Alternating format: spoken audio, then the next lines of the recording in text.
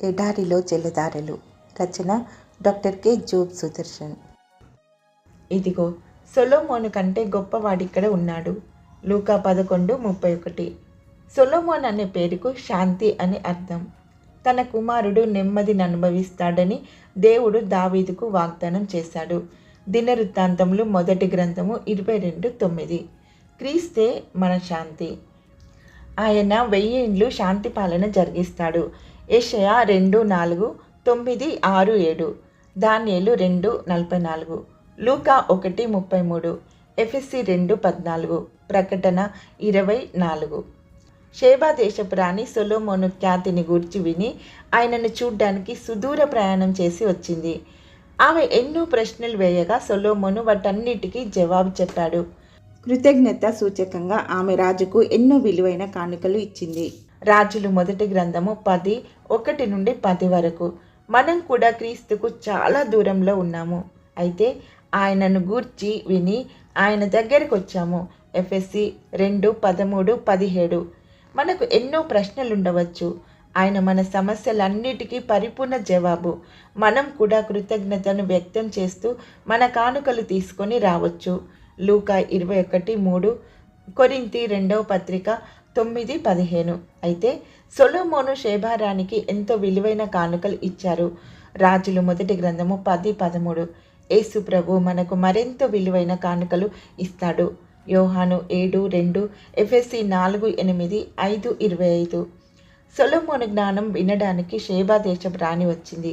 అయితే సొలొమోను కంటే గొప్పవాడు వారితో ఉన్నాడని ప్రభు చెప్పాడు. లూకా 11:31. మన ప్రభు మనుషులందరికంటే ఎంతో గొప్పవాడని మనం ఎరుగుదుము. యేసుక్రీస్తు అనేకులలో జ్యేష్ఠుడు. రోమా 8:29. సొలొమోను సేవకులు ధరించిన వస్త్రాలు ఎంతో అందమైనవని రాణి భావించింది. తన సృష్టిలోని చిన్ని లిల్లీ పుష్పం సొలొమోను వైభవం కంటే ఎంతో అందమైనదని ప్రభు చెప్పాడు. లూకా 12:27. యేసుక్రీస్తు ప్రభు ఒక పుస్తకం కూడా రాయలేదు. అయినా ఆయనే దేవుని జ్ఞానం. కొరింథీ 1 పత్రిక 1:24, కొలస్సీ 2:3. ప్రకృతిలోని జంతుజాలాన్ని గూర్చి ఆయన ఎక్కువ చెప్పలేదు. వాటిని చేసింది ఆయనే.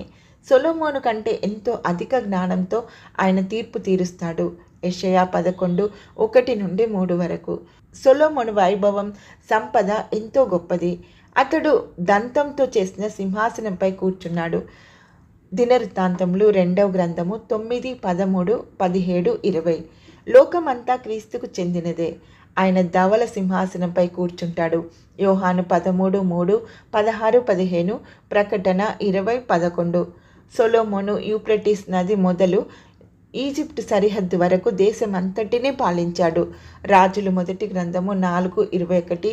యేసు ప్రభు త్వరలో లోకమంతటినీ ఏలనున్నాడు. కీర్తన 22:38, 86:9. దానియేలు 7:14, ప్రకటన 11:15. సొలొమోను యెహోవా కొరకు గొప్ప దేవాలయాన్ని నిర్మించాడు. రాజులు 1 గ్రంథము 6:1-38. అపోస్తుల కార్యములు 7:47. యేసు ప్రభు దేవాలయంగా సంఘాన్ని నిర్మిస్తున్నాడు. మత్తయి 16:18, ఎఫెసీ 2:22.